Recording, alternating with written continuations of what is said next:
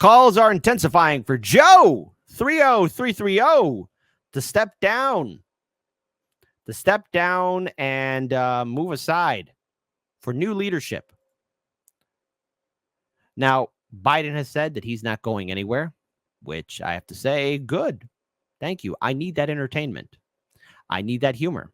I need to laugh because laughing at the Democrats as they panic is pure gold to me. Pure gold. But hold on. More people from the Democratic Party are saying Biden's got to go. Now, this is Illinois state representative, or not U.S. Illinois representative, Mike Quigley, as he calls on Biden to exit the race. But you didn't answer the question. Do you agree with Raul Grijalva, Lloyd Doggett, and Seth Moulton? The president should step aside. I had a hard time processing getting to that point with him, as I think anybody would who respects him so much. I would say, Mr. President, your legacy is set. We owe you the greatest debt of gratitude. Oh, dude, Quigley, come on. Stop making my state look bad.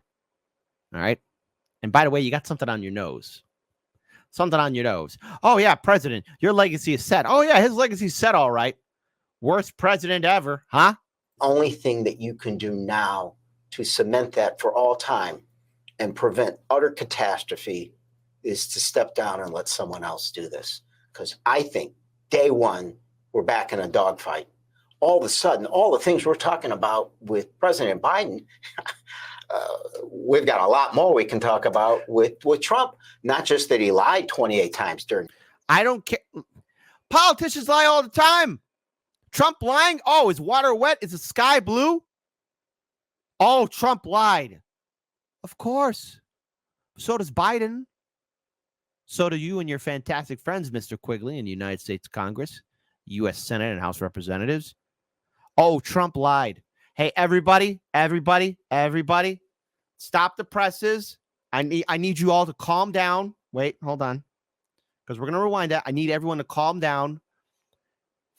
I know it's earth-shattering to you. But hang on. I want your honest reaction in the comment section below. How do you feel knowing that Trump lied? I know, he lied. Your whole world is shattered. I mean, I could see you just walking around outside, hands behind your back, just pondering, looking at the sky, and somebody saying, hey, what's wrong? And you look them square in the eye and say, Trump lied 28 times, and a tear should roll down your face. Trump lied. This is all what the Democrats have. Trump's a liar.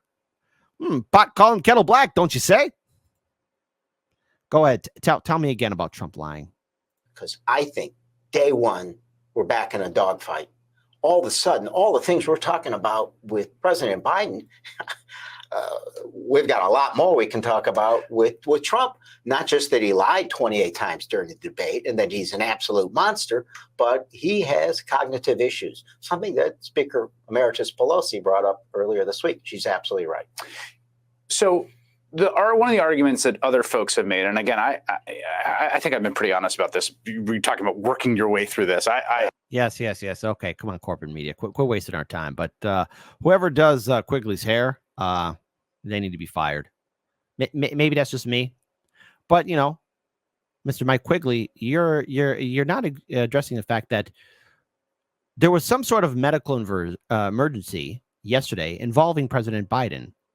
Now, the thing is, first responders would be ready at the bottom of the stairs of Air Force One and rushed Biden to the hospital if he had some medical problems. But apparently he doesn't, right? Because when Biden arrived in Delaware, you know, he was right back at home. Let's play this video.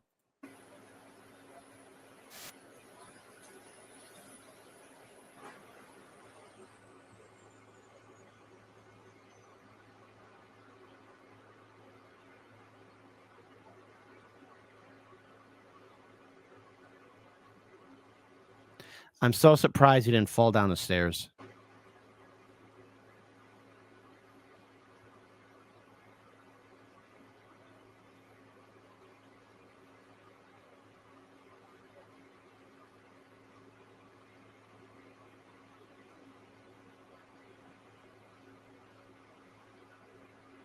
Mr. President. Here's the press.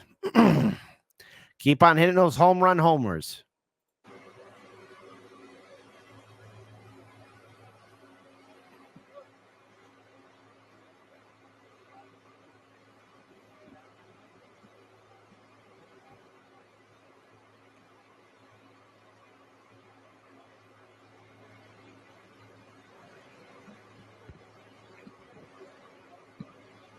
Will you watch the interview, sir? Will you watch the interview tonight?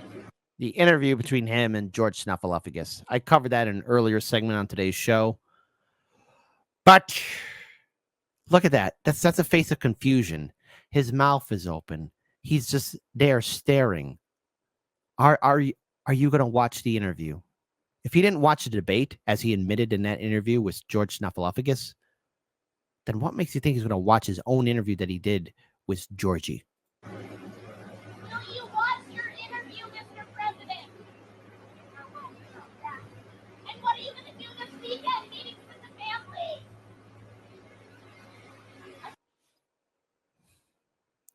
Go F yourself, corporate media. Seriously. As the new campaign implores him to pass the torch, Biden rejects calls to drop out. U.S. President Joe Biden on Friday delivered a defiant response to those within the Democratic Party urging him to drop out of the 2024 race, characterizing his abysmal debate performance against Donald Trump as a bad episode rather than validation of longstanding concerns about his age and cognitive health. Not longstanding concerns. This is the truth of it all. Yes, he has. He's been having these problems. At a rally in Wisconsin and in a later sit-down interview with ABC News, anchor George Snuffleupagus, as I covered in a previous segment, Biden acknowledged his poor debate showing, but said emphatically that he's staying in the race, a message that came as Democratic activists and organizers launched a campaign imploring the president to step aside in the interest of ensuring Trump's defeat in November. It's too late. Democrats, you put all your eggs in one basket. Girl, baby girl, honey child, sweet summer child. Why are all of you being so stupid? You should have done this in 2023. As soon as it became January of 2023, which was last year, y'all should have been doing that. But you didn't. You didn't have an active primary. You were like, oh, it's Joe Biden. You had a lackluster primary, low voter turnout, low voter enthusiasm. The numbers don't lie. So going on, how and by the way, just because, you know, again, this is just more of a recap of that interview that he did with Snuffleupagus. But I want to show you all, especially to all the voters and black voters. Biden doesn't care about black voters or Latino voters, white voters. He doesn't care about people. He doesn't.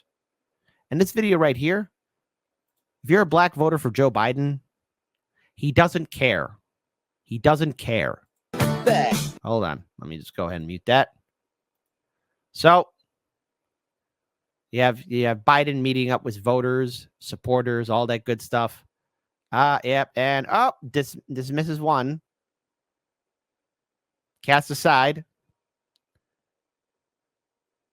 Cast aside. It's pretty sad. Pretty sad indeed. Sad. Very sad. Not even acknowledging her. And you have somebody crying, hugging Biden. Why are you hugging such an old, sick man? Just watching this right here. The fact that people worship politicians or put all their hopes in with these politicians says so much. Remember, they're only using you. They don't like you. They don't think about you. And they sure as hell don't respect you. And here's how the process, what the process is needed to replace Biden if the Democrats truly go through with it. Amid rising pressure for President Biden to withdraw from the race, questions are looming over the mechanisms of getting another Democrat on the ballot ahead of November. Democrats do have a path forward. The filing deadline for the party to get their presidential candidate on the ballot in most states hasn't been met yet, and there are avenues within the party over how to choose a new candidate if need be. Much of the chatter over Biden's fate is now speculation, as the president and his campaign maintain he is committed to running for another term. But I remember when he said he was going to be a first-term president. Still, some Democrats have expressed uncertainty over his electoral chances against Trump in November, while others have called him to drop out immediately, injecting uncertainty into an already chaotic election cycle. Isn't that special? Isn't that great? If you're not upset, I don't know what else to tell you. So here's what's going to happen. Typically, Democratic presidential candidate is officially selected at the Democratic National Convention, but this year's presidential nominating process is set to look a little different. Democrats, that's right. And I'm wondering how the whole convention is going to happen here in Chicago, are holding a virtual roll call in response to earlier concerns that the president would be able to get his name on the November ballot in Ohio ahead of the state's filing deadline. In Ohio, Democrats initially needed to submit the name of their candidate to the state 90 days before the election, which is August 7th this year. That's earlier than when the DNC begins, which kicks off August 19th. It wasn't the first time this year that Democrats had to run into a filing deadline problem. In Alabama, home to Forrest Gump, the issue was settled quickly after the state agreed to change its filing deadline, while Washington state accepted a provisional certification. When Ohio Republican lawmakers initially deadlocked over a legislative solution, Democrats decided to instead hold a virtual roll call. Ohio lawmakers later passed legislation after the party came up with their workaround solution, allowing Democrats to submit their candidate to the state by September 1st. But questions are looming of whether Biden will remain the Democratic nominee. It's possible, but also highly unlikely, that delegates could choose someone other than the president during the virtual roll call. The vast majority of delegates have pledged but are not bound to choose Biden as their nominee. If over half of his delegates decided to choose another candidate that was not the president, the process would lead to further rounds of voting before a nominee is chosen. Isn't that fantastic? But remember, just so you all remember, the process is rigged. I want to go ahead and time travel and end this segment with the words of a name that you could trust, with the words and statements of a person who has high integrity. Way back in 2021, December 15th, first name Elizabeth, last name Warren, gives her 2 cents on the Democratic primary. Warren, what happened?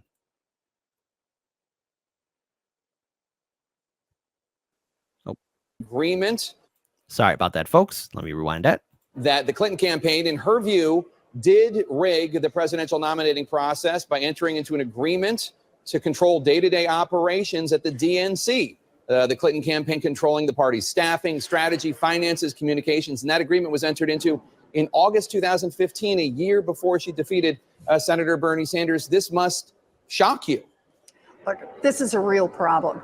But what we've got to do as Democrats now is we've got to hold this party accountable. Do you agree with the notion that? But there will be no accountability. There will be no accountability because that was 2021. It's 2024.